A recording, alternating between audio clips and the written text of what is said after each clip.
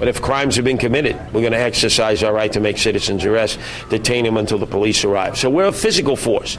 Fighting crime in Indianapolis, a volunteer group is in town to help. Indianapolis will have more eyes watching the streets these days. Good evening, I'm Mike Corbin. And I'm Jean Rodriguez. The Guardian Angels, a crime-fighting volunteer group with a controversial past, announced today that it is starting an Indianapolis chapter. 24-hour News 8's Phil Sanchez is live downtown where the group is patrolling for the first time. Phil?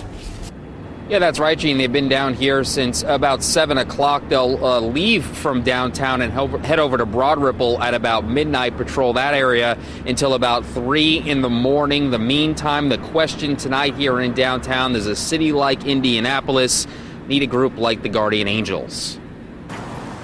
They call themselves Guardian Angels. They patrol the streets of major cities throughout the world. And now they're walking the blocks of Indianapolis. What makes us different than, let's say, Block Watch or Crime Watch is that if there are fights or disputes, we're going to do physical interventions, break them up, send people on their way. But if crimes have been committed, we're going to exercise our right to make citizens arrest. He's Curtis Sliwa. He founded the group in New York in 1979. They're here now because of incidents like this. The downtown shootings during Black Expo, 9 people were shot. Authorities say gangs behind it all. I think the reality is filtered in, that Indianapolis has a lot of urban-style crime problems that plague other urban areas in America. We reached out to the police department for a statement and received this, quote, "We encourage citizens to contact police when they witness or wish to report a crime. We discourage citizens from taking the law into their own hands and putting themselves at risk," unquote. Do you think they're going to help with crime here in Indianapolis? Well, as I hear it, they have gotten better. They have gotten better with the way they go about, breaking down crime. So, yeah, I think they will do pretty good. I know they helped in other places. I know they've had some problems. Even before I read the article I read today. Right. And I think it could be a real help, especially with what's going on right now.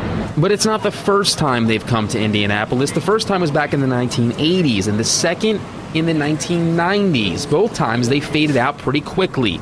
Sliwa says things this time are different. City leaders, he adds, are also different. I think they realize they're not getting any more stimulus dollars from Washington.